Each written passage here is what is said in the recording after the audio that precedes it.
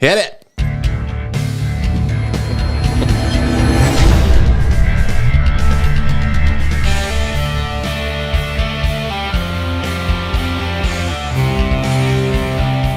Welcome to the Grappling With podcast.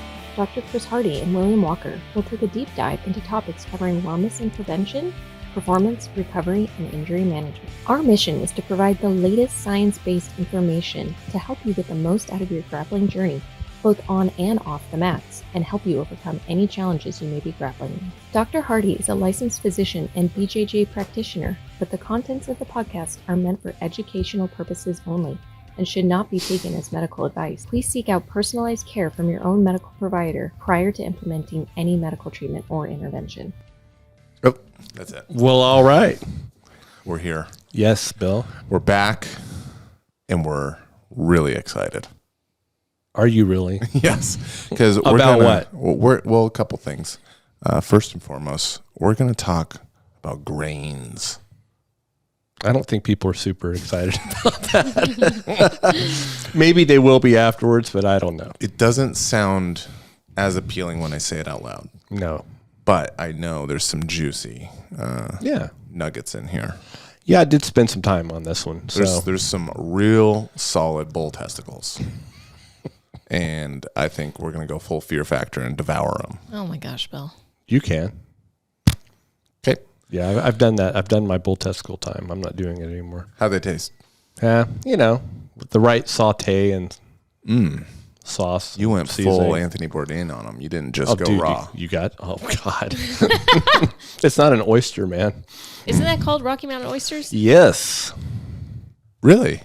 Or it is a form of, I don't know if it's a bull tip, but it's a form of one. Yeah, that's what they're It's a called. form of testicle? Yep. I don't know if it's a ram or sheep or something. Gosh, someone's going to be like, someone knows.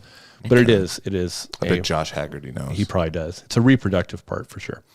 Okay. I think that was on The Office. Remember when Dwight gives them to I don't even Michael remember that. on the roof? Pretty positive. And he was just like, are you serious? And like just starts spitting them out. That's hilarious. I like it. Excellent. We got off onto a good start here. Yeah. So before we do start about grains, let's talk about the who's number one. Yeah, we did a little preview. Mm-hmm. You were a little tight-lipped about it because you wanted to hold all your picks. But now it's I gave all you out. the picks. You gave me a couple. I had to pull them out, though. Yeah. How'd we do? We did fairly well overall. I just want to say, though, that I was superior. Really? Yeah, you had a couple good calls, but you were very adamant that Cruz was going to win. You thought his wrestling was going to shut down Rita. I did. And not only did I call Rita to win, but I called by submission. He looked really good. Oh, amazing. That back take I know. was a thing of beauty. Yeah, it was awesome. So that was a good one. Yeah. The one that the debut with Marigali. Yeah, wasn't the most action packed. Snooze fest. Yeah, you text me. You called it. Mm-hmm. So that counts as 2 for me. No, because they're fine. But then I feel like that not only did I call a win, but I called by. If you would have called triangle, or however he finished that, then it would have been. Then that would have been rear naked 2. choke, let's say. Yeah. Then I would have allowed 2 points for you. But because I called it to a T, like I'm Miss Cleo over here. I mean, The resemblance is striking. I'd throw my best Jamaican accent out here if it was speakeasy, but we're trying to keep this thing going. Yeah, we don't want to appropriate anything either, man. That's not good. So, okay, how about, and then I think the Gordon-Ryan match, we guessed it'd be domination. I don't think we guessed pressure from S-mount. Holy cow, though. I think he was tapping, and I think Olivia thought the same thing, because he knew, like, not necessarily it was pressure from S-mount, and, like, he literally, his chest was caving in, which it was, but he just knew that he was done. I don't know. There could be a combination of it, but I think that pressure looked horrific. He was stuck in this position. And then he S-mounted with a real tight S-mount. Where his head and his shoulders. I think he was starting to feel like he was suffocating, man. That was a rough, I mean. That was rough. I I don't know, but it looked like he was toying with him for several minutes. It reminded me of like Shawshank Redemption when the sisters are trying to get him. Oh, that's a good reference. That's what I remember. Yeah. That's what it looked like. Man, anyway, it went as we expected, but I mean, it was just like a clinic as far as there was a 30-pound weight differential, but still it was impressive. I was telling Bill, I was like, there's so many times where, there'd be an arm hanging out there and Ryan wouldn't do anything with it. And I'm like, okay, well, he's obviously, that's not the submission he wants to do or whatever. And I'm just like, this is crazy. Yeah, it was impressive. They did get to a point though where we were like, okay, let's just finish this up here. Finish him off a little bit. It was also interesting if you watched any of the pre-fight interviews. They were saying that they were considering Ty Ruotolo and Craig Jones rather than Gordon as the replacement.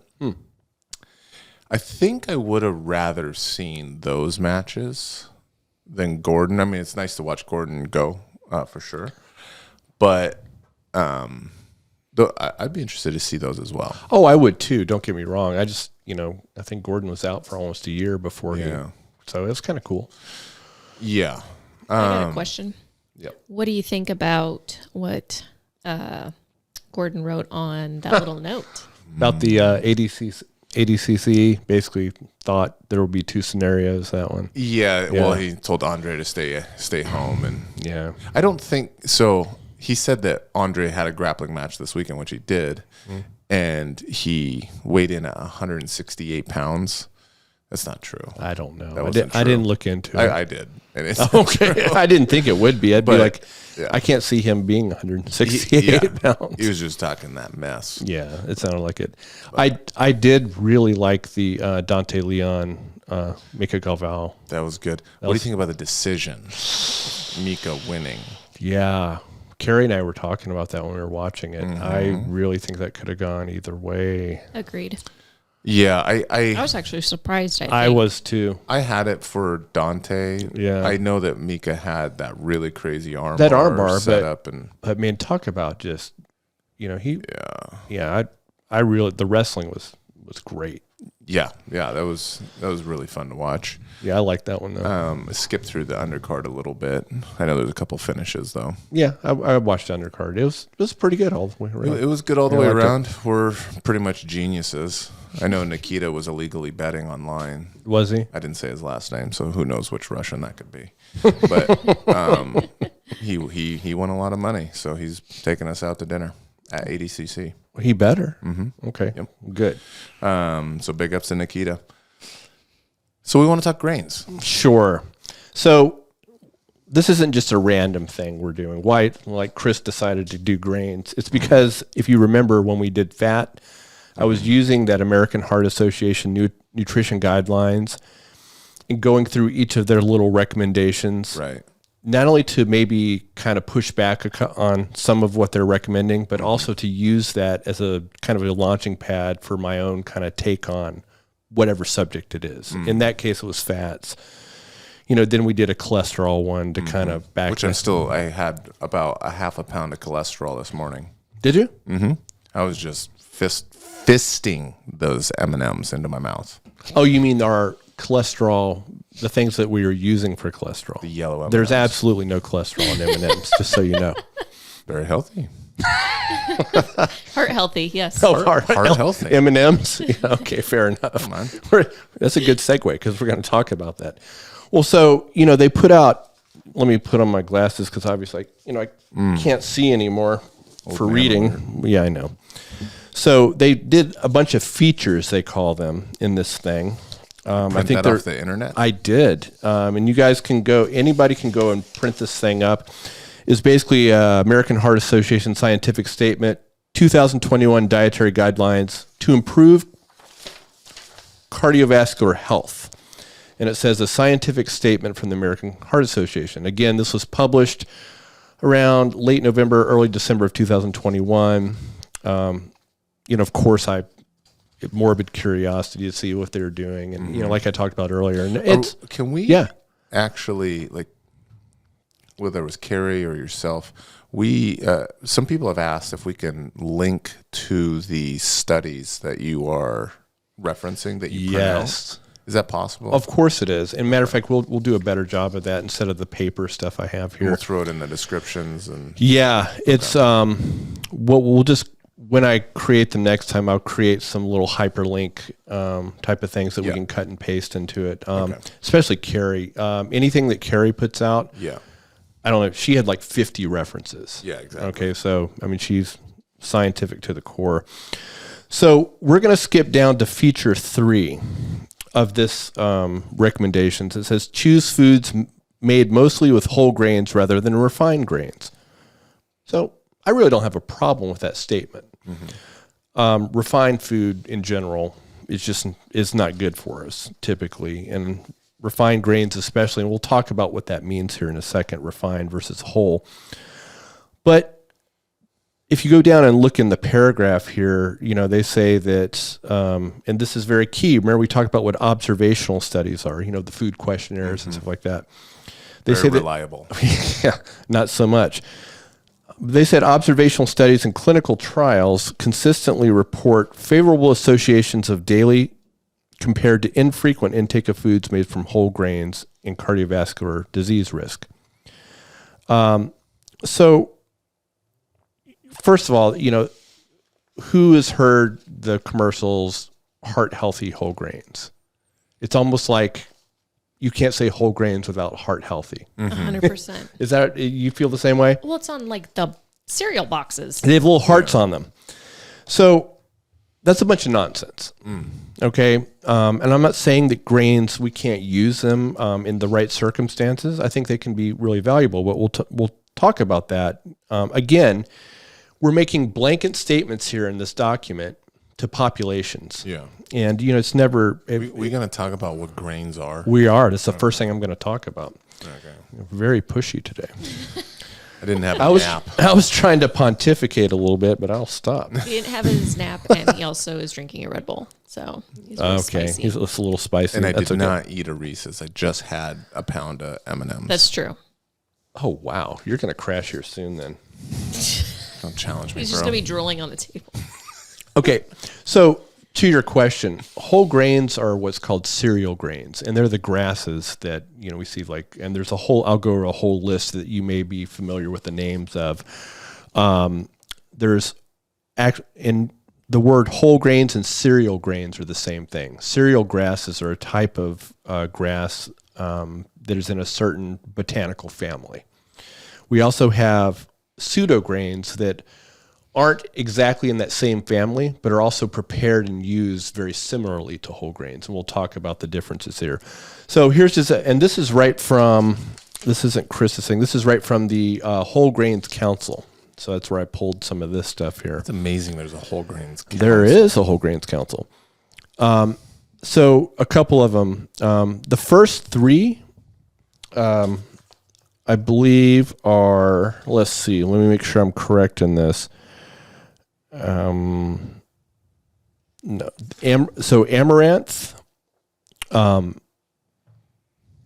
buckwheat are both pseudo grains. They're not true cereal grains, and we're going to talk about the constituents of what a cereal grain here is in a second. But just to list a couple of these you may be familiar with: barley, corn, millet, oats, quinoa. Quinoa is actually another pseudo grain. It's not actually a cereal grass. Rice, rye, sorghum, teff. You probably not heard about many of these things. Those are the only 2 I have heard of. Have you? Okay, you're weird. Okay, Bill. And wheat. So we've heard about whole wheat and all that stuff. Does that include marijuana? No. What about spelt? Is spelt? Yeah. So again, spelt is in the wheat family. Okay. Spelt? Bulgur is also in the wheat family. You probably heard of that. That's a type of wheat grain. So let's talk about what these things are. When you talk about a whole grain, what they are the seeds of these grasses. Okay. And the seeds, you can plant and make new plants. So they are the embryo of the plant. So They're comprised of, there's a tough outer shell called the bran. You've heard of bran, I'm sure, right? Raisin bran. Yeah, it's a protective coat. The inside is called the endosperm. And what that is kind of the nutrients for the developing embryo. And the developing plant embryo, or the one is called the germ. You've heard of wheat germ and stuff like that. Yeah. So the germ is actually the thing that actually can become a plant.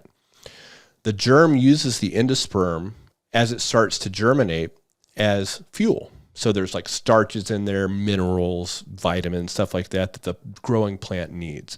And the bran is the outside of it that is protects the seed. So, and it has a lot of things in there to discourage predation from. Okay. So, just to get an idea of what we're talking about, when you refine a grain, so that's a whole grain. So whole grain is defined as having the bran, the endosperm, and the germ intact. A refined grain is broken apart, so pretty much you're getting the endosperm. You're getting all the starch, like when you grind it down to flours and stuff like that. That's why Andrew really likes those ones. Yeah. Because it's just the endosperm in it. Let's be clear. That has nothing to do with male reproduction. What are you talking about? Endosperm. I'm just guessing that that's where you're trying to link the two. I know. Okay. Andrew. Here we go. Hey, Livy, did you get a shovel for him today? A shovel? For him to dig the hole? Because he already digs the Andrew hole pretty deep while we're on the podcast. Yeah. Okay. I just hear the guy talk about it all the time. Okay. And he just has a little bit of an obsession with Fair enough. an endosperm. Okay. I'll take your word for it. I haven't gotten that same, but I'll take your word. You're very close. I understand. So, but the bottom line is that's the thing that's in flour, basically. It's primarily the endosperm component. The bran has been taken off. Okay. And so that's where, get a lot of the starch and stuff like that from. And that's why when, refined flours are just basically a bunch of sugar in the form of starch. So when they talk about whole grains as being good for you, they often mention good sources of vitamins and minerals and fiber, right? Mm-hmm. We're going to break down each one of those. And and by the way, it's true. They do have minerals such as magnesium, some iron, zinc, things like that. Is it in the whole grain? In the whole grain. Okay. Mm-hmm. In the endosperm. Yeah. And they also do have fiber associated with it. So that's kind of the health claims they make. And we're going to break down each individual one of those and talk about that. Is the bran the fiber? The source of, it has to be a source of fiber because there's bran muffins and they're like, eat these. And yeah. So, and we're going to talk about that whole thing because fiber's not all created equal. Yeah. Before we get talking about fiber, though, which is very important, which is going to dovetail, by the way, really nicely into a gut lecture about gut health that Carrie is going to give here in the near future. Let's talk about the vitamins and minerals. Mm-hmm. Okay, those things are in the endosperm. So go ahead. Because I got training wheels on. Yeah. You got a leash on me. Yep. So if you let go of that leash too much, my brain's gone. Okay. The stuff that you're about to talk about. Yep. Because you just named a whole bunch of pseudo grain, whole grain, bran muffins, sperm. Now, where the stuff you're about to talk about, what does that apply to out of all those The things? whole grains. Okay.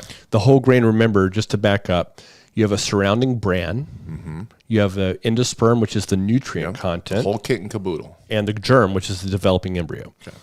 The minerals we're talking about in vitamins that people say are why they're healthy are inside that endosperm. Mm-hmm. And they're there for that developing plant embryo, or otherwise known as the germ. Mm-hmm. So when it starts to sprout, it can start pulling from some of the minerals and vitamins and starch. Anything that's labeled whole grain will have all three components. Okay. Mm-hmm. Okay. What I'm saying is when the people like the dietitians and all these things that say, oh, they're good sources of this, and this, that is technically true. What they leave out is they're not very bioavailable. In other words, we can't really get at those things when we eat whole grains. And I'll tell you, and I'm going to say why here in a second. Awesome. In the endosperm, there's something called phytic acid with a pH, Phytic. And in chemistry, when the hydrogen ion disassociates, that's what makes an acid. So just bear with me for a second. It becomes what's called a conjugate base, and it's a different name. So phytic acid is the acid form. When the hydrogen ion goes away, it's called phytate. So I will use those terms interchangeably. They're chemically very similar. I just want to say Which two? Phytate and phytic acid. Okay. Phytate spelled Phytate. Phytic acid is Phytic acid. Okay. Okay. That thing, imagine an octopus with 6 arms. It'd be a hexapus, right? Got it. Done. Okay. Yeah.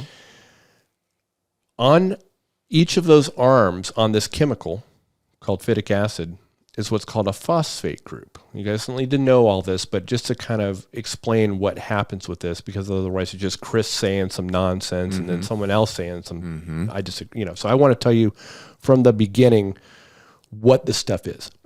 So imagine a 6-limbed, a hexapus, whatever you want to call it, not an octopus, but There's a lady present, so you watch your mouth. sorry. 6 limbs. At the end of each one is a phosphate ion.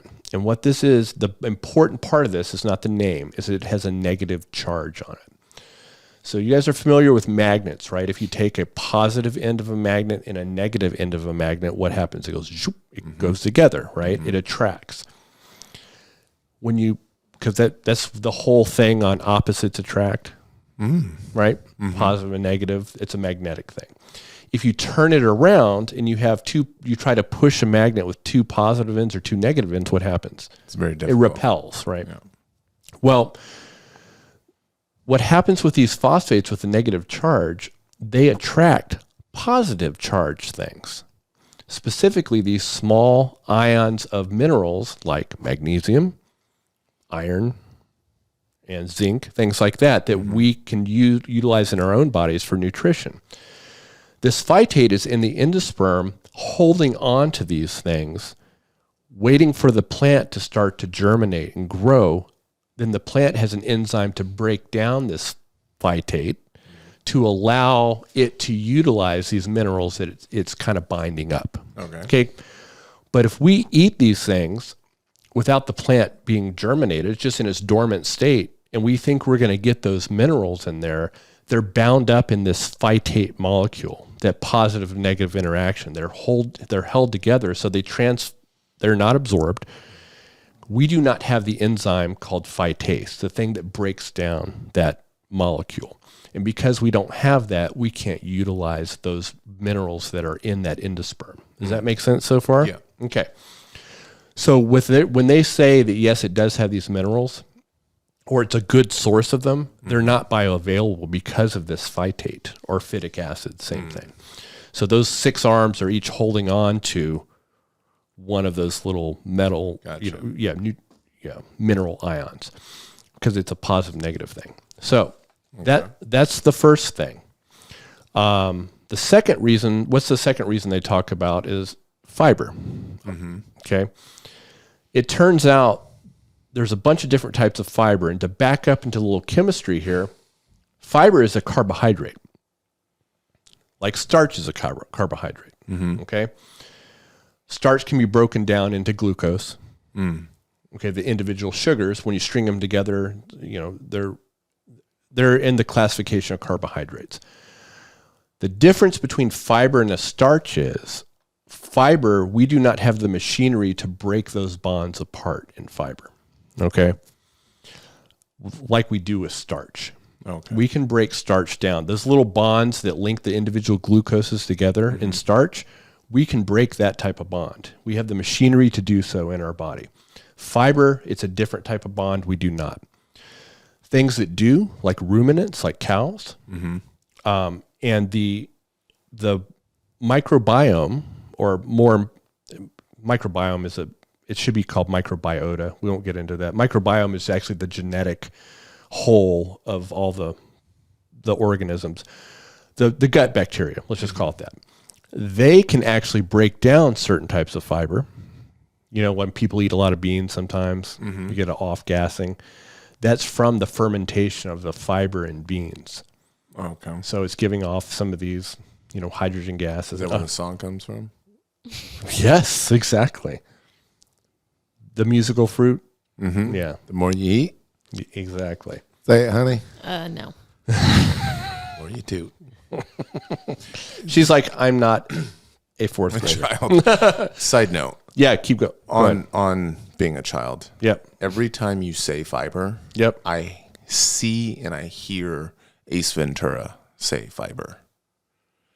'Cause remember, he had a bunch of animal food and Ventura. And he's like, yes, Satan. Oh, I'm sorry. And it was his landlord saying behind him. He's like, it's a lot of cat food or something. He's like, it's mighty high on fiber. That's how I'm imagining. That's your reference? Okay, Yeah. That's a good one. That's fine. So when you say fiber, I see that. People, yeah, and so I was backing up to explain to people that fiber is still a carbohydrate. It's just that we can't break it down. The gut bacteria can break down certain types of fiber. It turns out the type of fiber in these grains, they're not very accessible. Our gut bacteria can't really access it that well and break it down, as opposed to like vegetable fiber. Okay. Our gut bacteria can break down that a lot better. So what's the difference between soluble and insoluble? Well, okay, yeah. So that's, God, you're almost like you read my outline here. Cheater. So we stopped using that. Oh, okay. We also stopped using fermentable versus non-fermentable fiber. term. The term. Okay. And it's because we're trying to get more exact with the definition with that. The people that study the gut bacteria for a living, Justin Sonnenberg from Stanford has a lot of good papers on this. But what they have recommended is it starts to be called microbiota accessible carbohydrate. Okay. MAC. In other words, if the fiber is a MAC, Magdaddy. then it is accessible to our gut bacteria to break down in a process called fermentation. In that process, which Carrie was going to talk a whole lot about on the gut lecture or podcast that we're going to do, when they break down that accessible fiber, like vegetables especially, are really good sources of that. The byproducts of it, like these short chain fatty acids, if you remember back in what we talked about in our fat podcast, remember we talked about saturated fat, and I said, hey, this one short chain one is broken down in the gut. It's a saturated fat, and it's really good for you, called butyrate. Yeah. That's one of the ones that the gut bacteria can make as a byproduct. It's actually really beneficial for our colon. So the people that are doing either full carnivore or quasi-carnivore, where it's 90% meat and stuff like that, is that where they're getting their fiber from typically? We're going to talk more about that. That's a really good question, and there's a lot of nuance to that question that I want to have Carrie talk about, because we can go down a deep rabbit hole. Remember, if we can jot that one down. Fibers from... Well, we can talk about, the necessity of this and how we get... Yeah, I mean, that's a really good question. Yeah. But that's a big rabbit hole. Okay. So again, when I say microbiota accessible carbohydrate, I mean the type of fiber that can be broken down well by our gut bacteria that make good byproducts for our health. Okay, so it's a commensal relationship in which Carrie will talk about, where we feed them stuff and they give us stuff. So it's mutually beneficial. Now, again, most of the fiber in these whole grains, when they say, well, it has fiber in it, it's, they're not very accessible by the microbiota. They're just not. They're in that form.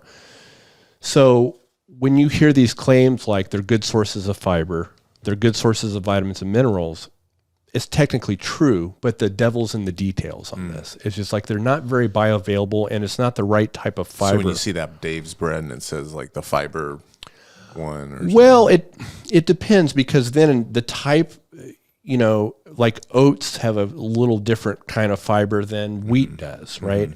So they're on a continuum. When I'm using a generality that if you compare fiber from grains to fiber from vegetables, vegetables typically are, are a much better source for our microbiota. Got it. They're more accessible to it, and they do more good stuff with it. Okay. Go ahead. You were going to ask something? No. Okay.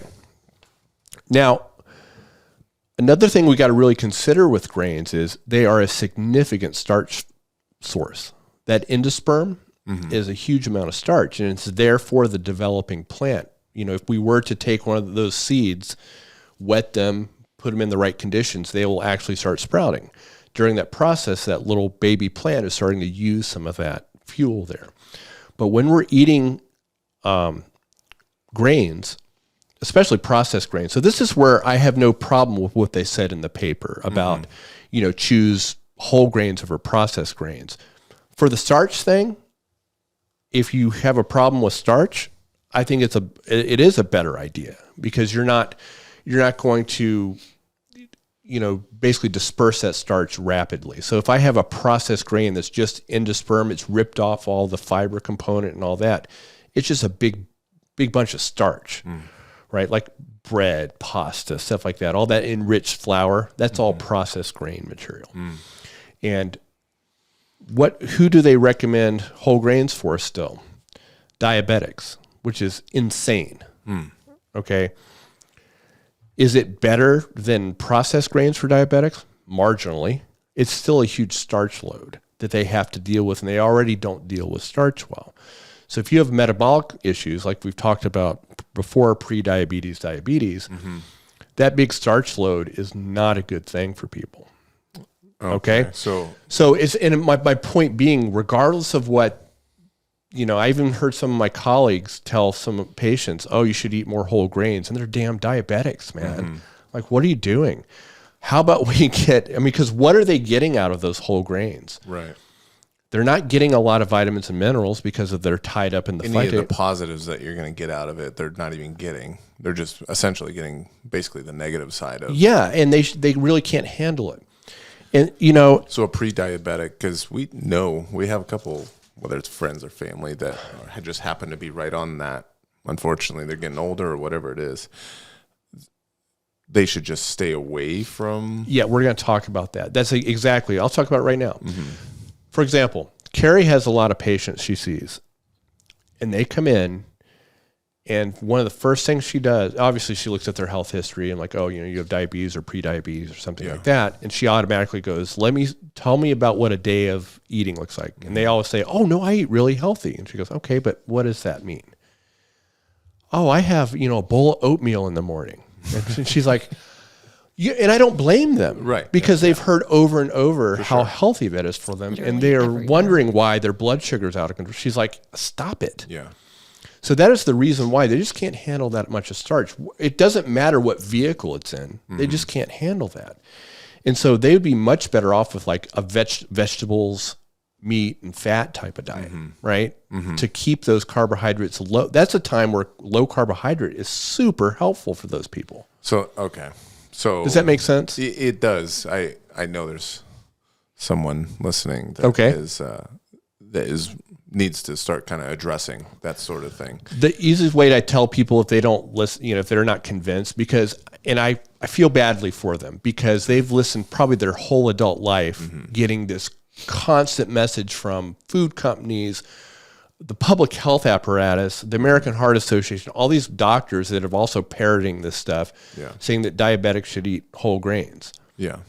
And all I tell them is, why don't you do your blood sugars? Right. And see what that's doing to them. That's what we're going to start with them. Is because then they can see and like, oh, wow.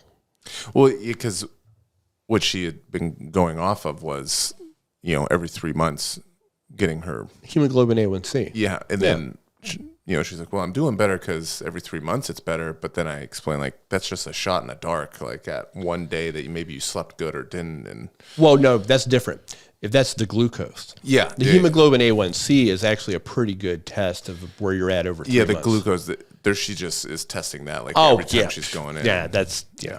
The fasted one. Yeah, and so that is kind of like that's hit or miss. It's not really a good predictor. So yeah, just to reiterate. Yep. So what you're saying is that they're pushing these whole grains and saying, okay, take this because it's going to give you these minerals, vitamins, and it's going to give you fiber. Yep. But really, both of them are not good options for people, as in you're not going to be able to access the vitamins or the minerals, number one. Mm-hmm. And number two, the fiber quality isn't as good as eating some vegetables. So it's actually better to just eat vegetables. correct. If that's what you're looking for. If that's what you're looking for in the right context, which we're going to talk about at the end of this, there's a time where it might be a good choice for you, and like after jiu-jitsu, right? So we're going to talk about that. But if we're talking about general populations, Yeah. so then, I'm going to address directly, are they really heart healthy, quote unquote? So all these research over the years, and there are thousands of these studies with whole grains. And the reason why there are thousands is because they all use these observational data. And what happens is, I have actually a really good example.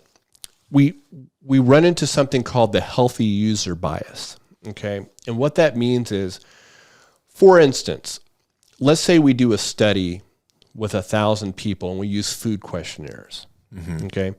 And the question is, how many days a week do you eat whole grains? And how many servings do you eat? Okay? They'll take all that data from this 1,000 people. They will put them into groups like, well, this group ate, maybe 1 serving a week of whole grains. This group ate 2 to 3. This group ate them every day. Okay, so they have these different groups with different frequencies of these. Then they compare what is the incidence of things like inflammation, heart disease, all these correlations with, okay, oh, wow, the group that ate the lowest amount of whole grains has the highest incidence of cardiovascular disease. They're seeing this observational data or inflammation if they're testing inflammatory levels. The problem with this observational thing is, again, you can get correlations make you say, maybe there's something to this. Let's test this in a randomized controlled trial and actually do an intervention and see, and not just, use these food questionnaires. The problem with that is people have been told all their lives that whole grains are good for you. People that are typically trying to do things that are quote unquote good for them are probably going to do other things that are probably good for them in reality. They're probably more prone to exercise more. They're more likely not to smoke. You see what I mean? Yeah. So when you see these associations, almost always when you control for these other confounders, they find that it's because people are they think that whole grains are healthy, but it's not necessarily the whole grains that are really doing anything. Right. As a matter of fact, let me see if I have the paper here. This is similar to the whole eggs cholesterol. Yes, thing. and smoke. Yeah, that whole. We were told forever that. Well, and that's the problem, right? Yeah. So, what was interesting is I have a group here in 2020. Again, this would be a good one so people can. Again, in the future, we will link to these studies. The title of it is, though, The Effect of Whole Grain Intake on Biomarkers of Subclinical Inflammation, a comprehensive meta-analysis of randomized controlled trials. These were not observational studies. They actually did interventions. Here's the bottom line on this paper, and I'm quoting, unlike observational studies, we found no significant effect of whole grain consumption on serum concentrations of inflammatory cytokines, which are markers of inflammation. So that's their whole point, is when they actually, when you get all this data from observational studies and you see a correlation, then you should actually test this thing before you put out these big, huge recommendations to people. Which then we could go down the tinfoil hat thing about, Bring it.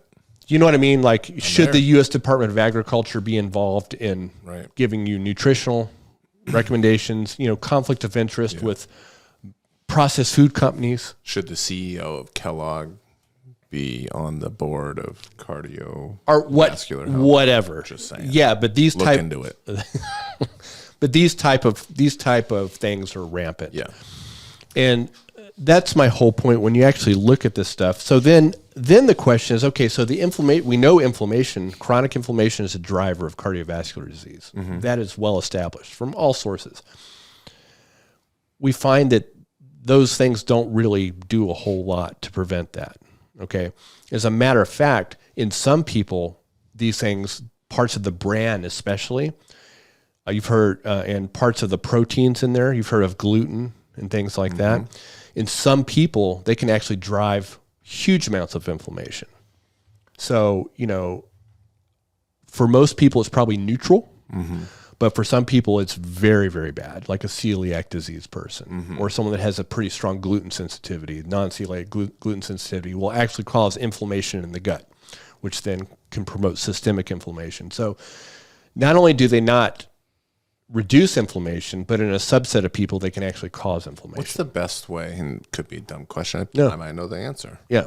But what's the best way to judge if you truly handle gluten well? Man, honestly, if you're celiac. Well, I don't mean celiac. Yeah, but let's just say think a lot of sensitive. people think that they're celiac.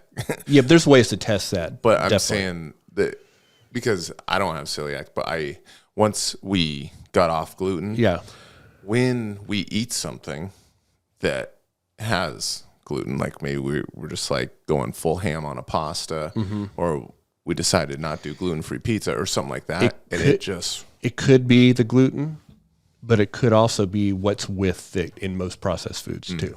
Because usually people that are really trying to stay away from it, they're eating pretty well as far as low processed food. Yeah. I don't want to make huge statements about, it's definitely that. Certainly could be. But, if you think you do, eliminate it and see how you feel. Yeah.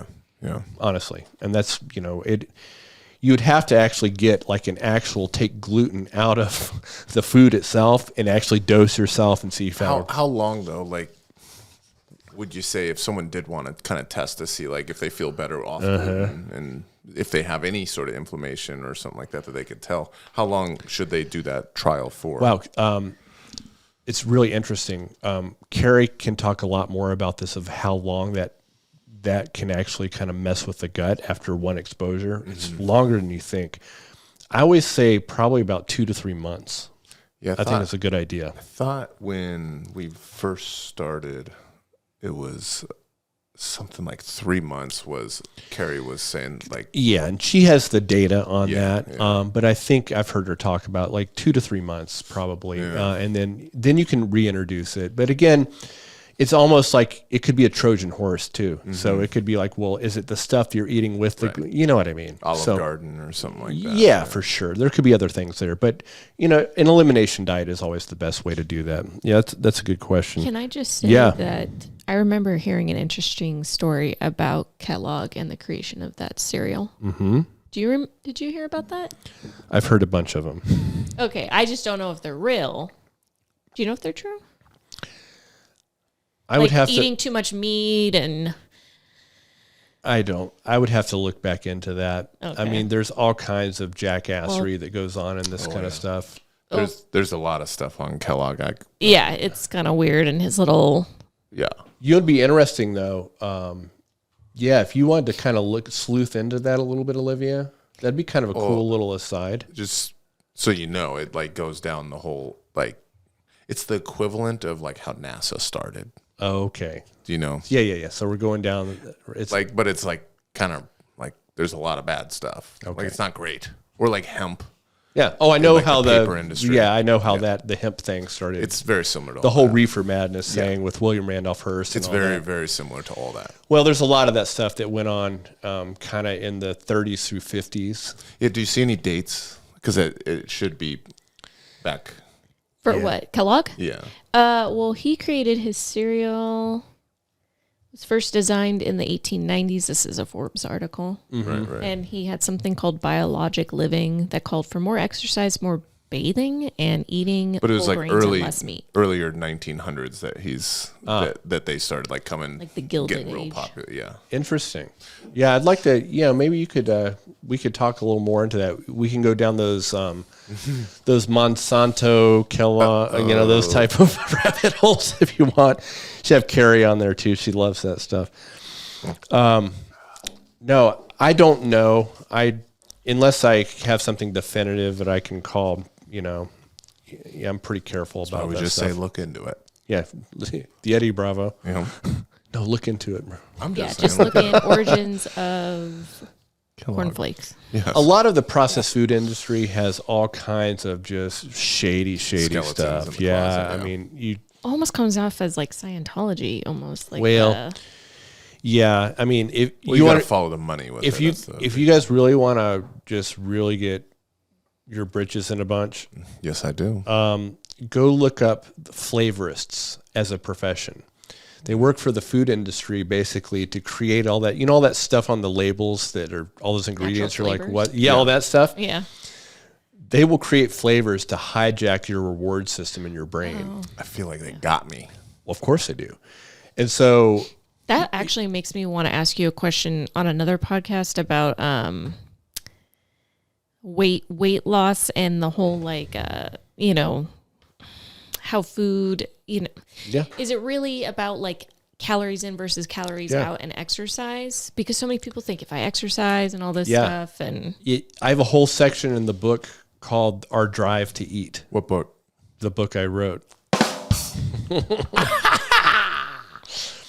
I went deep into that Okay. on how that has hijacked our natural drive to eat, and actually how if you're overweight you've already hijacked a system called leptin where it's not working well anymore, and you actually are truly hungry when you have a calorie excess.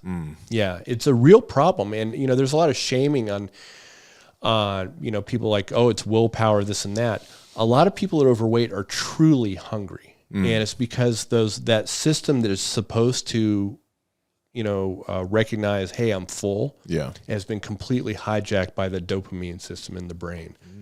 It's really, really interesting. So I always, when I have someone that's trying to lose weight, I typically educate them on that whole process. This will too. probably, that'll be a good one to. I would like to do one on obesity in general, because Yeah. you look at what happens to fat cells and how that whole process works. It'd actually be really interesting.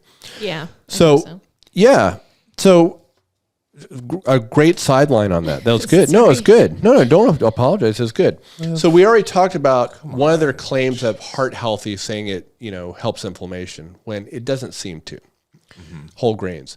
The next one they always hang their hat on, and this is in this dietary guidelines, is say, oh, it reduces LDL cholesterol. Hey. And if you guys just circle back on that cholesterol lecture, first of all, You got to stop calling it lecture, because I will it is. never watch a You know what? lecture. You're right. It's not a lecture, is it? That's just because I'm a podcast. nerd. It's a podcast. If I wasn't here and Olivia And you wasn't heard here, heard me talk. Yeah, just me going. It would be a blah, blah. lecture. Yeah, it'd be horrible. Yeah, you're Right. right. Sorry I about have that. sperm jokes. When you go through HIV jokes. when you're indoctrinated into there's nothing wrong with that now. When you go through years and years of actual sitting in lecture halls, when you get information, you automatically call them lectures. So sorry about that. Okay, Yeah, it's true though. It's Make very him true. feel bad, Bill. No, it's true. I shouldn't call it that. he's a sensitive guy. I am a little I'll sensitive. give you a hug later. I'm a beaten man. Speaking of that, Andrew jumped on my back with no shirt on the other day. No. Yeah, sweaty. I didn't even see him, and out of nowhere, these just I need some arms. I need come some around me. context in this before I. Like, where were you? Oh, I was Yeah. mowing my lawn, and the guy just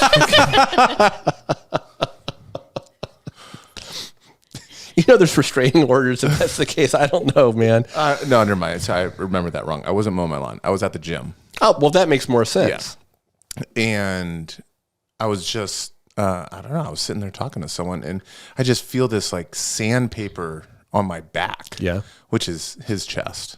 And these gangly little arms come over me. He's gotten a little more jacked now, I have to say.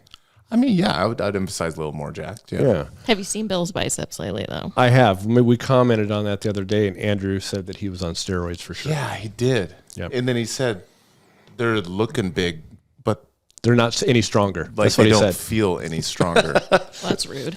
That's why he's getting a lot of sperm jokes today. Well, I can't imagine why he would be coming after you with all your public. I thought he was a black belt. I thought he could walk away. Have some discipline. Oh man, this is good. So I'm sorry you felt, Attacked? good for you. Yeah, I didn't see it happen. Thank you. Bill, stop distracting him. No, you're Inflammation. fine. Inflammation. Sorry, inflammation. No, we're fine. We're good on inflammation now because it doesn't seem to. The grains don't seem to increase inflammation. Decrease inflammation in certain subsets of people, like celiacs and gluten sensitive. Certain grain products can be actually pro-inflammatory. But they'll promote that it's going to take down inflammation. That's right. And But couldn't it actually do the opposite? that's my point. Yeah. My point is, in certain people, it actually does do the opposite. We know that. Okay, I did hear a fact. I don't know where this fact is from, but that gluten, regardless of the person, will cause separation in the Intestinal. tight junction Yeah. for at least like up to 5 hours, even in someone who doesn't have sensitivity. I haven't seen that because Okay. gluten is not just one thing. It's a gliadin, glutens. They're a family of proteins. So why do some people have the tight junctions open up versus other people? So tight, again, Carrie's going to talk about this in the gut, but tight junctions can open up from stress, Okay. non-steroidal anti-inflammatories. Oh, okay. All kinds of different things can cause what we call intestinal permeability. Gluten in certain people, especially in celiacs, is a trigger to disrupt tight junctions. But if you already have tight junction disruption due to like stress or non-steroidal anti-inflammatory use or what we call dysbiosis, which is your gut microbe populations are thrown out of whack, then you can start having food molecules that otherwise would not be absorbed through the gut getting through and causing an immune response. It doesn't mean you have a problem per se with that food. Okay. Does that make sense? Yeah. Yeah, so that's not really a true statement. Okay. It's a good question, and that's one to write that one down too for Carrie too. But I've never seen that because it was all the whole gluten thing has become very. A lot of people look at it as a very binary thing, like it's either this or that, and it's not. There's a lot of nuance there. It depends on what type of glutens. I'm going Olive Garden right after this. I love it. All If the you can't breadsticks. shoot, All the breadsticks. if you can do it. So what I was starting to is their second thing is how it's supposed to be heart healthy. Is it says it lowers cholesterol, LDL cholesterol. I think that's how we got off on that little side rant. Yep. But so we know that's a poor target for heart disease anyway. And no one's been able to explain it on exactly how it's actually doing that. So is it altering our particles, our carriers? No, it doesn't seem to. Because that would be important, right? If it alters the profile of our cholesterol carriers, which go back and listen to the podcast on cholesterol. But what they think may happen is, if you remember when we were talking about cholesterol on that podcast, we said one of the things cholesterol makes is bile acids. Do you remember that? Which are stored in the gallbladder and used for emulsification and digestion of fat. Well, since cholesterol is bile acids are made from cholesterol, what certain fibers do is they bind to bile acids and actually help them exit the body. Okay. And then because most bile acids are reabsorbed in the colon after digestion and reprocessed. So if you're pulling more out, being bound to fiber, then your body has to make more. And how does it make more bile acids? It uses cholesterol. So they're saying that decrease in cholesterol is probably due to the loss of bile acids from fiber. Okay. But again, that decrease in LDL cholesterol doesn't do much Right. of anything for heart disease. You know, that's so they're hanging these things on things that they're not even the right targets. Right. And so, but with people like, oh, it lowers cholesterol. You know, Right. you hear doctors, you need to eat more fiber to lower your cholesterol. They can put it on the package. Sure, they can, because technically it may. But does that translate into reduced risk of heart disease? Right. No. So, so anyway, Okay. now I know I've kind of said a lot of, you know, bad things about grains. Not bad, but, you know, they're not all what they're cracked up to be, pretty much. Mm-hmm. Now, but there are uses for them. So, and you can actually make some of these grains more nutritious and some of those minerals and vitamins more bioavailable by certain methods. So there's a book called Nourishing Traditions, written by Sally Fallon. She built on some of Weston A. Price. I don't know if you ever heard of his book, Nutrition and Physical Degeneration. He was actually a dentist that went around the world looking at different populations and their nutrition, and actually looked at their dental health. But he had a lot of really interesting observations on how they prepared their food in these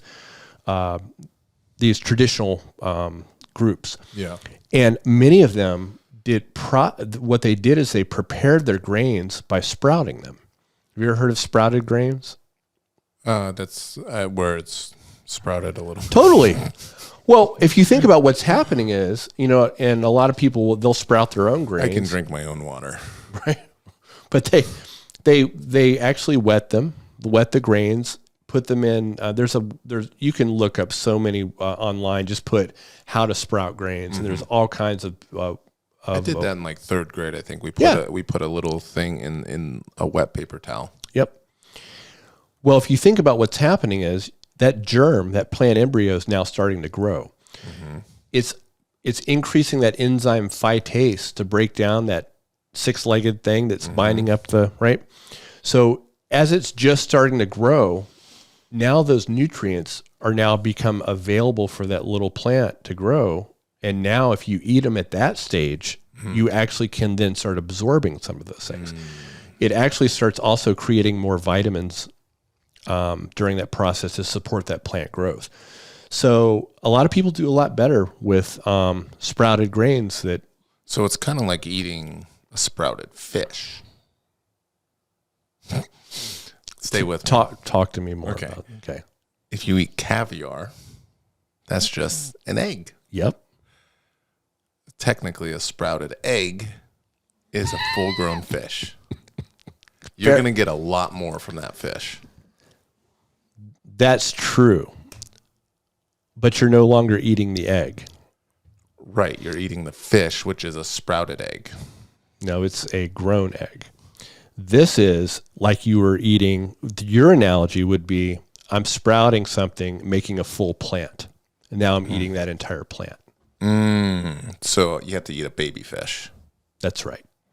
That's, Or fish starting to grow in the egg before it even comes out.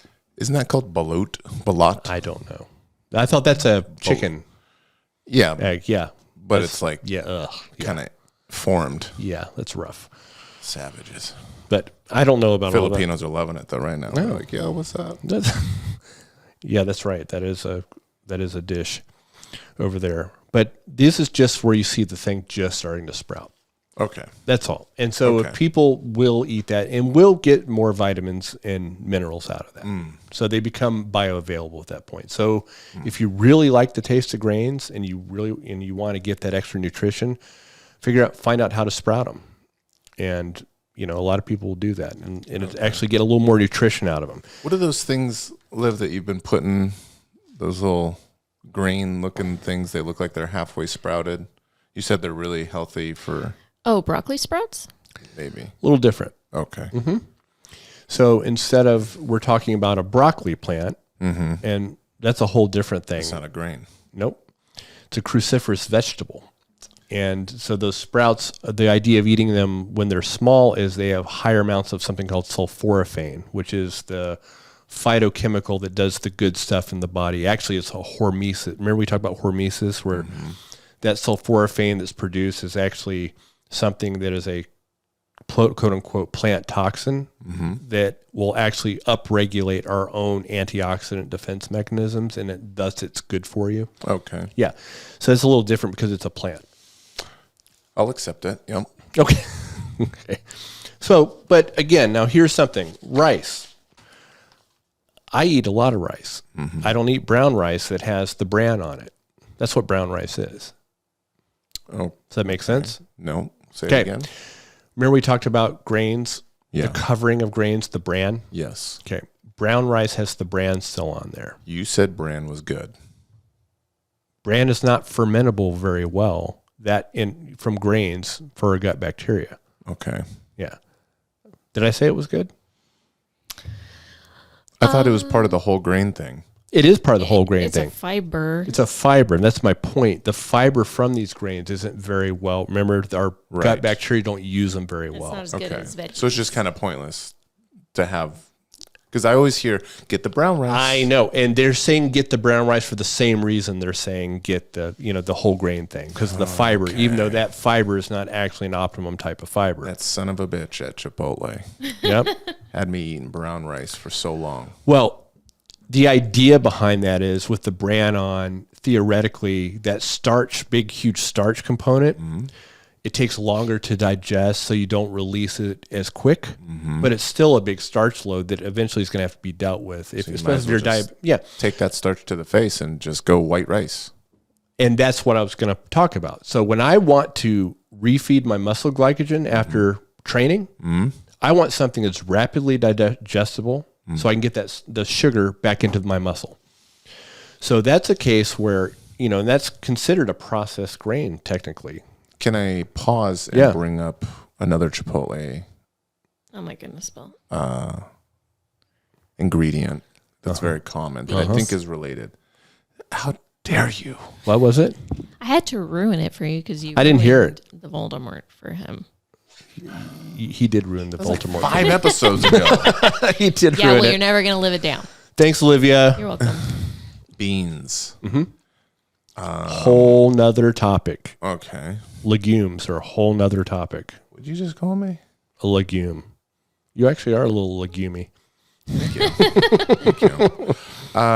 Okay, so give me just a brief, Wait, hold on, Bill. Is quinoa better than rice? So we're saying, is it better? Yes. What are you using it for? food. Yeah, but for what purpose? Why Just- quinoa? Just calories. Okay, but again, quinoa still has a lot of that. It has a It's got starch protein component. in it. Yeah, it does. But is it? Are you eating it for protein, or are you eating a steak for protein? It's just a side dish. Yeah. So, is it better or worse? Like, let's say how you eat rice, right? You're going to have your beef or your turkey or your chicken, whatever your protein is, and then you're going to layer that on top of your bowl of rice. Is it better to have quinoa instead of Quinoa. rice? Is there in no, that But why? scenario? My point, what I'm trying to get you guys to Nutritionally. go with, no, I would say many of these things are very poor as far as, if we're talking vitamins and minerals and things like that. I'm talking about using these things for a specific purpose to refill muscle glycogen. I want that starch to break apart as quick as possible to kind of slurp into Does my quinoa muscles. still have the brand? So it's not a classic cereal grain. It's Okay, but similar. Does it react like a brown rice compared A to little the white more rice? than a white rice. Yeah, it would. I haven't done studies on how fast but yeah, white rice is very quickly. So in other words, if you're a diabetic or pre-diabetic and don't work out, you shouldn't eat white rice. It's just a big starch load. You probably shouldn't even eat brown rice then. Well, exactly. Plus there's, there's that bran that fiber is not very fermentable. You're not just getting, it's not a powerhouse nutrient thing. None of these things are. I got another question. Yeah. I got a couple, actually. Number one, why do people say that, like, when they go to Europe, when they eat those, like, source of pasta, they don't feel as, like, upset or bloated versus American? So there's some theories behind that, and I haven't seen them really picked apart scientifically. But one of the theories is they use kind of those heirloom wheat, those kind of classic, historical wheat strains, they aren't, the protein content, the type of gliadins and glutens typically are a little different and don't seem to be as reactive with some people. We use these kind of GMO mutant dwarf wheat. And and the reason why we do that is because you can get more yield per acre. It's all about amount. Yeah. Right. But we find that, and again, I haven't seen this really taken apart at a molecular level yet, but the theory is some of these proteins from these kind of engineered wheats are a little more problematic for the gut. Because I've heard people say that too. Right. Yep. Okay. So does that mean that like there would be a difference when someone consumes like I just learned about a type of flour called like kamut, I think, Kamut, and they say it's like that, like an heirloom, like an ancient grain that hasn't been, and like their source or this particular company's source is like untouched. So there would be value in those as far as like maybe you're not going to have as much issues with digestion, but it's still a starch or like a sugar. Yes, of course it is still, but with some people, again, there's some people that don't seem to tolerate these proteins. Okay. And it's a small, it's a subsection, celiac is like 1 to 2% of the population. They've estimated gluten sensitivity, like maybe 15 to 20%, maybe. But yeah, they're just saying that protein content is different. And it doesn't seem to be, for some people, as inflammatory into the gut. But it's not any better nutritionally for the vitamins and minerals in the fiber for the exact same reasons we talked about with the other grains. Okay. If that makes sense. It just may be a little less inflammatory to some people. Okay. Yep. You don't want to touch my beans comment? I don't know if I should, if this is really relevant. No, because actually the beans is a long topic. It's actually a really important one too.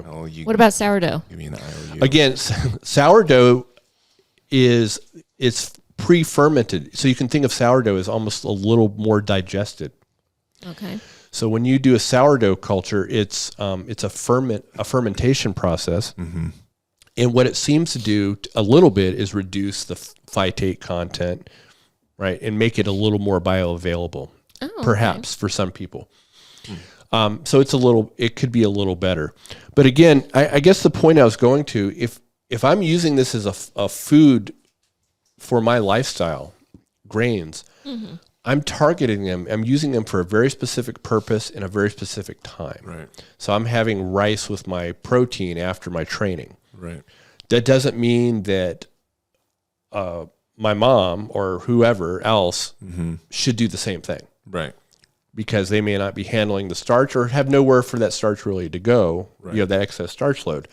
So I do use grains. But again, they're like, well, why don't you use brown rice? I'm like, no, because I want that sugar into my muscle quickly. Right.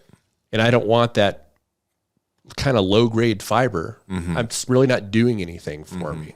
Is my point. And where some people promoting maybe a little inflammation. We don't, Okay.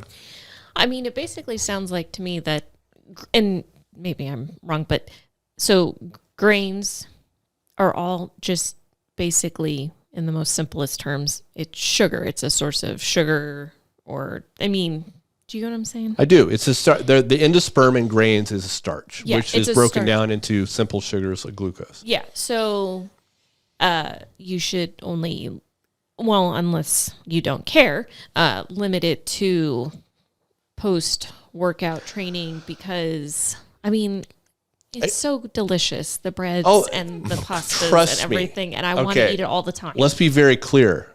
They're amazing. They taste really good. And that's why we have such a problem with obesity in the country and lack of activity. All I'm saying, and some people, remember we talked about when we had Brittany on, some people do just fine with carbohydrate. They are able to process it. There's a genetic thing to that where you've seen those people. They eat like whatever they want, pasta, bread, and they stay super lean. Let's say our brother, he's not super lean, but he's a skinny guy. Yeah. Well, there's skinny fat too, though, where you have like lower muscle mass, and within the muscle you have pretty big fat deposits. But I'm saying there are people that do just fine on that. I'm saying if it's not you and you're overweight and you get fat with bread, it's not a good thing, especially if you're a pre-diabetic or a diabetic, or you have it in your family. It's just and use it as a tool. I do anyway. I'm just spitballing here. Yeah. Because I know we have a couple people that listen, and like culturally, so one's Hispanic. So it's just naturally a lot of the foods that he's going to have, when he comes home, his family's making or whatever. You're going to have your rice. You're going to have some beans. You're going to have the tortillas. Is there something that's in what can someone like that do?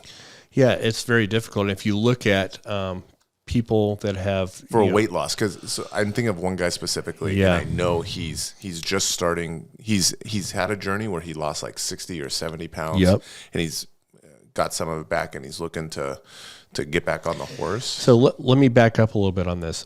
When you take traditional ways of preparing food, let's just think if you're talking about Mexican especially, which is one of my favorite foods by far. I mean, they're amazing. But if you look at actual traditional, with the way they made that, it was not near as processed. Okay. If you take a group, and they come up to the United States and they maybe are cooking the same type of things, but with more processed ingredients and not, you look at the rate incidence of diabetes in that Hispanic population is through the roof. Right. Especially the American Hispanic, right? That's what I'm saying. Yeah. Is that what Hispanic means? No, Hispanic. I'm just saying if you look at from, let's just say Mexican. Yeah. When they come up. And now they have our grocery stores, which have and there's so food quality matters. But if someone is already to the point where they're overweight and there's a history of diabetes and all that, it doesn't matter at that point. They just can't process that stuff, and they really need to limit it. And really use it only after your body needs it a little bit, right? Okay. Which is tough. The nutrient timing will kind of come into play. That's where the nutrient timing can come into play. You don't have to deprive yourself of these delicious things, especially if it's going to help you kind of stay on target. Yeah. Just do it at the right time. Yeah, and the least processed, the better. If you get these big flour tortillas and stuff like that, I mean, that's a whole lot of starch for them to try to process, right? And then, go ahead. I know this is off topic, but just because we're talking about meals and stuff like that, since you said that you're more sensitive to carbohydrates, so what do you, on your days that you're not training, what does your meals look like? Oh, people are going to be horrified. I'm very utilitarian. I have basically I do right now, for me, as I've gotten older even, I almost do kind of what would look like kind of a modified carnivore-ish thing, where I'm doing meat and fruit, a lot of avocado. I do some legumes too, Is that beans? Because they really... they do have some starch in there, but there's a lot of other fiber in there too, if you prepare them correctly. So I do that, and then I do a lot of organ meat supplements, because honestly, I wish I had more time to prepare the organ meats and get them, but I use those freeze-dried stuff. Yeah, just so I can get the vitamins and minerals out of there. Yeah, I'm very utilitarian in the way I eat. I think we pretty much have become that way too, where it's like ground beef, ground turkey, and then Olivia seasons it in some way and put that on rice. Yeah, and like white rice, and that's after jiu-jitsu especially. Yeah, after jiu-jitsu. But my meal, like on a non-training day, to that same one would be like cooking up like taco meat, ground meat, and then I would throw some guacamole and mix it in there. Yeah. right? So then I'm getting the fiber and fat and Yeah. Well, I mean, we typically do like sour cream, but if it's sometimes we'll do avocado or something like that in there. It's just like a burrito bowl. Yeah, I love sour cream and cheese. Exactly. So and so that's why, and especially if you tolerate dairy, it's fine. Whatever's working for people. But in general, if you have all this stuff is for all the people that have diabetes or overweight, metabolic problems. Grains just aren't the best thing to do. If you really like grains and they're not a problem for you and you want to get more nutrition out of them, sprout them. Just know what you're doing. Yeah. Just don't think you're being like heart healthy and you're getting all these vitamins and minerals out of something when you're not. That's all. And if you're like, whatever, I'm going to do it anyway. Don't get tricked by the packaging. Well, fine. That's all I'm saying. Okay. Yeah, it's just for, again, I'm not completely against them because I eat them myself. Right. But, and occasionally, get a loaf of sourdough bread. That's amazing. With butter. Heck yeah. Shoot. I love me a baguette. I used to literally buy, I'm not kidding you. I would buy a baguette and I would just cut it up and put butter on it and eat like half of it in one that stuff is absolutely amazing. I can't tolerate that anymore though. I don't think that would be What good. about going to an Italian restaurant where you get the garlic bread and the olive oil with the roasted garlic? Come on. Yeah. I ate a whole brownie sheet. He did. That was last week. That was almost like show and tell. I ate a whole brownie sheet. She made it. I was did. delicious. I had 2 brownies out of it. He ate the rest. I made cookies. I had 2 cookies. He had the rest. I made banana bread, actually. I don't know why I'm on a kick with baking right now. You're saying this like I'm shocked that he's eating this. I just can't stop. I made granola. It bypasses that system. I'm telling you, it's a reward system. Yeah. That stuff is delicious. Yeah. So don't ever accuse me of being like, I think this stuff is awesome tasting. I'm just saying that when you have 2/3 of the United States that's obese or overweight, right, it's a problem. Right. That's all I'm saying. Yeah. And when we get these nutrition guidelines, look, I have no problem with them saying, I mean, technically, choose whole grains over refined grains. Right. But they're acting like whole grains is some magical, There's more to the conversation. Yeah, that's all I'm trying to get out of this whole thing. What were you going to say? I was just going to say, I just wish I didn't have to exercise to consume carbohydrates. Not, you know what I'm saying? Like the breads and stuff. Yeah. Welcome to everyone. I know. It's basically in your 20s, in your teens. Yep. Live it up. Because it Well, right. And so, yeah, I mean, you're exactly right. The thing is, it's, all this stuff is added to our food, especially the processed food, to bypass our hunger mechanisms and make us eat. And a lot of these grain products are one of those. And they're a huge, it's one of the biggest cash crops, and quite frankly, there's some parts of the world that are subsisting on them. Yeah. And they're saving people's lives because you can produce so many of them. So, but it's at the expense of, of course we'd rather them be alive. But if you're talking about optimizing health, that's another thing. Yeah. You know what I noticed too? Sorry, I'm really talking this time. No, you're good.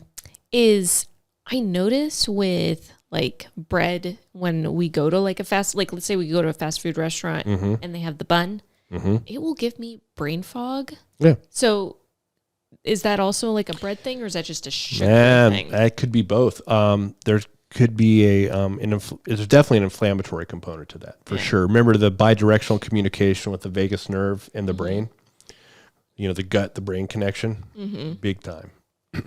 Yep. So it's hard to narrow down what it is. It is. And that's a good question when Carrie comes on talking about the gut health thing is so huge. It's like a pivotal point of our health here. And if that's not in order, many bad things can happen there. So, but this is kind of teases some of that we'll probably end up talking about, especially the fiber piece. Right. Yeah. Really good comments. Do you have any more, Olivia? You had some good ones. I got one. I do have a question about something that has kind of to do with carbs, but it's also diet related. Let's go for it. Okay. There's a gal who talks about how you should drink apple cider vinegar before, or You can eat vegetables before you consume your carbohydrate. So let's say you have a veggie dish of like broccoli, and then you eat your protein, and then you eat rice last, that it doesn't, your glucose doesn't spike as much. Well, it doesn't spike as fast. But it still is getting stored away as fat, right? Well, you still got to process it somewhere. Yeah. It just will slow down the digestion is what we're doing. So it's not going to be released in one big thing. Like I like to do after working out, so I can get all that glucose in my bloodstream so my muscles can suck it up. Yeah, but where does it go? It doesn't magically just disappear, right? Yeah, so even though over time, your body still has to go somewhere, and if there's nowhere for it to go, and it's you eat it with all this other food, So it might not spike as high, but it's just going to be elongated. yeah, you yeah, maybe and well, don't your have body, energy. you might, but your liver's like, hey, we got to make some fat out of this sucker, because we don't really have any place to go, so you're going to store it. Yeah. Yeah. So, I mean, well, because sometimes it makes it seem like, oh, well, since it's not spiking your glucose, that means it's somehow better. But When they talk about spiking glucose, when are they measuring it? When are they measuring their glucose? Yeah, they maybe 30 minutes after it's not spiking as much, but measure it 1 and 2 hours later. yeah, Just see where it is. yeah. Yeah.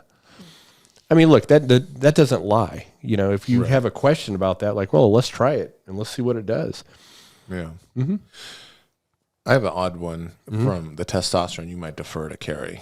But if someone has tried TRT, testosterone replacement therapy, and maybe they've had a reaction, not like a skin reaction like I've had, but like I think anxiety and stuff like that. And then they got off it. So I know someone that's maybe considering going back on because they're very low numbers. Would you recommend them trying again? Well, they're correlating anxiety with going on the testosterone, right? And whatever other symptom, like they had it for like 6 weeks after they got off it. Carrie could probably talk better about that. It might be the formulation, what's in it. Not the testosterone itself, maybe. Especially if it was one of those commercial. That's what I responded with, was that there's, essentially like you have compound pharmacies that can have just a higher quality of food essentially compared to. Exactly. And, Carrie can say, hey, to the compounding pharmacy, hey, let's try this carrier oil versus this other one, right? So almost You'd probably start at a lower dose just to introduce. I'm talking for her, but what I've seen her do is like, hey, let's try a different carrier oil. And start off at a lower dose and see how you do. That's a great question to ask her, though. Yeah. Because I would suspect that it's not the testosterone itself, but probably the carrier. Okay.